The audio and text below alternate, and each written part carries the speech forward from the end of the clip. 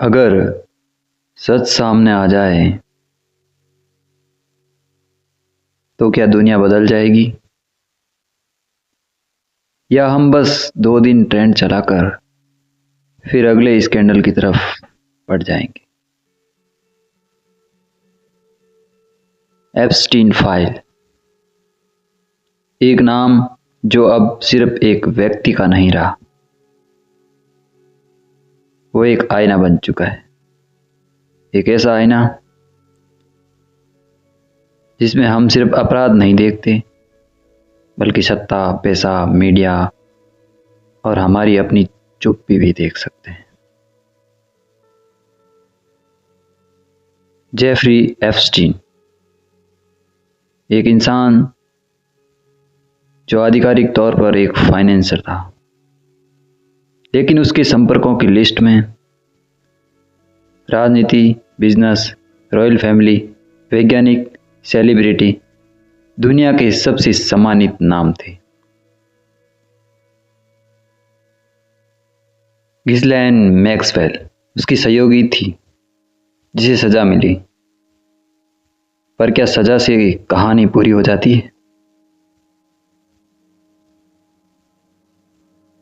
अब मुद्दे पर आते हैं। सवाल अपराध से बड़ा है। यह वीडियो किसी आरोप या संदेह के लिए नहीं है। यह वीडियो उस खाली जगह के बारे में है जहां सच होना चाहिए था। हम अक्सर सोचते हैं अगर फाइल खुल जाए तो सब साफ हो जाएगा, लेकिन क्या सच में? या फिर सच भी एक तमाशा बन जाएगा? इतिहास गवाह है, सच जितना खतरनाक नहीं होता, सच के बाद आने वाली चुप्पी ज्यादा खतरनाक होती है। दूसरे मुद्दे पर आते हैं, सत्ता का साया। एप्स्टीन की कहानी हमें यह नहीं सिखाती कि एक व्यक्ति कितना गिर सकता है, वो तो हर युग में गिरता आया है। ये कहानी हमें ये दिखाती है कि सत्ता किस तरह जाल बनाती है। जब नाम बड़े हो जाते हैं तो सवाल छोटे हो जाते हैं। जब ताकत बहुत बड़ी हो तो नैतिकता धीरे धीरे नेगोशिएबल हो जाती है। क्या सच में कानून सबके लिए बराबर है, या बराबरी सिर्फ किताबों में ही सुंदर लगती है? तीसरा पॉइंट हम देखते हैं, हम क्यों नहीं देखना चाहते। सबसे खतरनाक बात यह नहीं कि अपराध हुआ, सबसे खतरनाक बात यह है कि हम सबको थोड़ा बहुत अंदाजा था, फिर भी हम चुप थे। हम हर बड़े स्कैंडल को ऐसे देखते हैं जैसे नेटफ्लिक्स सीरीज हो, शॉक, एंगर, डिस्कशन और फिर स्क्रॉल। क्या हमने अपनी संवेदनाओं को भी कंटेंट बना दिया है? जरा सोचो। चौथा सवाल हम पूछते हैं, सच्चाई और नैरेटिव। आज के समय में सच्चाई कम और नैरेटिव ज्यादा बिकता है। एप्स्टीन फाइल कुछ के लिए साजिश है, कुछ के लिए राजनीतिक हथियार, कुछ के लिए बस एक और स्कैंडल।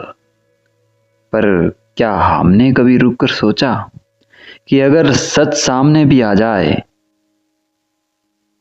तो क्या हम उसे स्वीकार कर पाएंगे?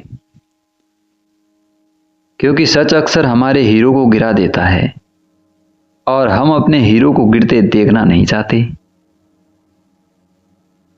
पांचवा सवाल, नैतिकता का बाजार। इस कहानी में सबसे डरावनी चीज है नैतिकता का बाजार।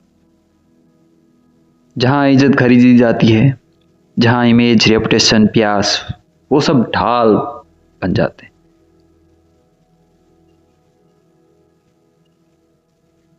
क्या हमने ऐसा समाज बना दिया है जहाँ सच से ज़्यादा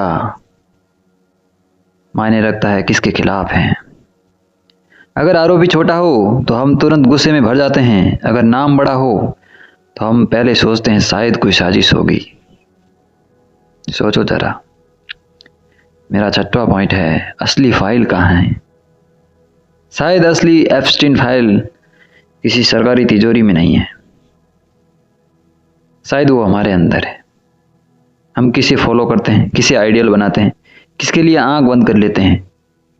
सवाल सिर्फ ये नहीं कि कौन दोषी है, सवाल ये है कि हम किसे दोषी मानने के लिए तैयार हैं। सोचो जरा। 7वां पॉइंट है, मृत्यु और रहस्य। एप्स्टीन की मौत, रहस्य, सवाल, शक।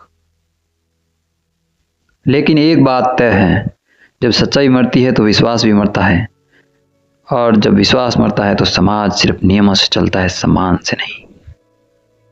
सोचना जरा। 8वें पॉइंट की तरफ पढ़ता हूं मैं। अगर कल सब सामने आ जाए तो क्या होगा। कल्पना करो कल सारी फाइल्स खुल जाए, हर नाम, हर विवरण, हर कनेक्शन। क्या होगा। प्रोटेस्ट, ब्रेकिंग न्यूज, रिजाइनेशन, या फिर 2 हफ्ते बाद सब सामान्य। अगर सच हमें स्थायी रूप से नहीं बदलता तो क्या वह सच सच में मायने रखता है। जरा सोचना। मैं 9वें पॉइंट की ओर पढ़ता हूं। सबसे खतरनाक सवाल, क्या हम सच चाहते भी हैं या सिर्फ अपने विश्वास की पुष्टि। क्या हम न्याय चाहते हैं या सिर्फ किसी खास पक्ष की हार। क्या हम बच्चों की सुरक्षा के लिए चिंतित हैं या सिर्फ राजनीतिक बहस के लिए। जरा सोचना। मैं 10वें पॉइंट की ओर बढ़ रहा हूं। अंत नहीं, शुरुआत। एप्स्टीन फाइल एक केस नहीं है, वो एक प्रतीक है। वो हमें ये पूछने पर मजबूर करता है, क्या सत्ता के सामने सच टिक सकता है। क्या पैसा नैतिकता से बड़ा है। क्या हमारा गुस्सा असली है या सिर्फ एल्गोरिदम का हिस्सा। और सबसे बड़ा सवाल, अगर कल कोई और एप्स्टीन सामने आए तो क्या हम फिर वही करेंगे, शॉक, ट्रेंड, स्क्रॉल, या इस बार हम सच में सिर्फ देखेंगे नहीं, महसूस भी करेंगे। क्योंकि शायद सबसे खतरनाक फाइल वो नहीं होती जो छिपाई जाती है, सबसे खतरनाक फाइल वो होती है